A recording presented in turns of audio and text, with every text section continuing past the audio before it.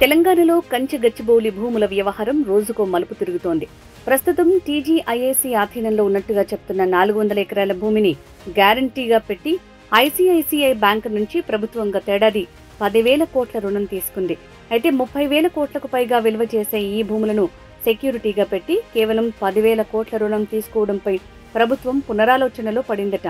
వీటి వేలం ద్వారా దాదాపు 30,000 కోట్ల వరకు ఆదాయం సమకూరే అవకాశం ఉండటంతో అభివృద్ధి పనులు ప్రారంభించింది. ఇక్కడే మ్యాటర్ సీరియస్ టర్న్ తీసుకుంది. యాజమాన్య హక్కుల విషయంలో హెచ్సీయూకు తెలంగాణ ప్రభుత్వానికి మధ్య వివాదం చినికి చినికి గాలివానగా మారి సుప్రీంకోర్టు దాకా వెళ్లింది.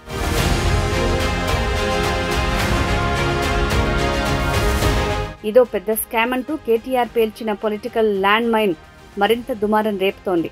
400 ఎకరాల కంచెగచ్చిబౌలి భూముల వ్యవహారంలో సీఎం రేవంత్ రెడ్డితో పాటు ఓ బీజేపీ ఎంపీకి ఈ భూముల వ్యవహారంతో సంబంధం ఉందని కేటీఆర్ వ్యాఖ్యలతో కమలం పార్టీలో కలవరం మొదలైందని తెలుస్తోంది.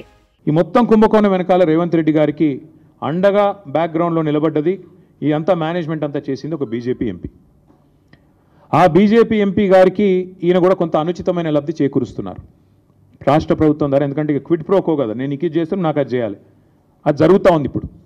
ఇప్పటికిప్పుడు నేను దొంగ చేతికి తాళాలు ఇవ్వను. ఎంపీ గారి పేరు కూడా నేను బయట పెడతాను, నెక్స్ట్ ఎపిసోడ్లో బయట పెడతాను. బీజేపీలో మొత్తం 8 మంది ఎంపీలు ఉండగా అందులో 2 కేంద్ర మంత్రులుగా ఉన్నారు.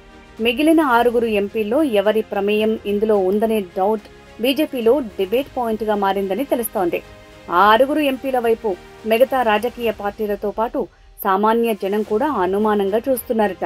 170 కోట్ల రూపాయల కమిషన్ కొట్టేసింది ఈయనంటే ఈయన అంటూ రాజకీయ వర్గాల్లో పెద్ద చర్చే నడుస్తోందట.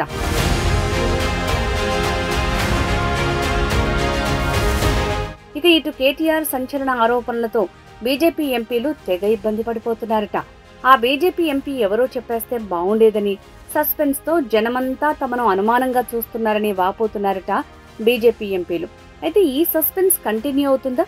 కేటీఆర్ ఆ ఎంపీ ఎవరో చెప్పేస్తారా, లేదంటే పొగపెట్టే రాజకీయంలో భాగంగా కేటీఆర్ ఆ కామెంట్స్ చేశారా అనేది $1 మిలియన్ ప్రశ్నగా మారింది.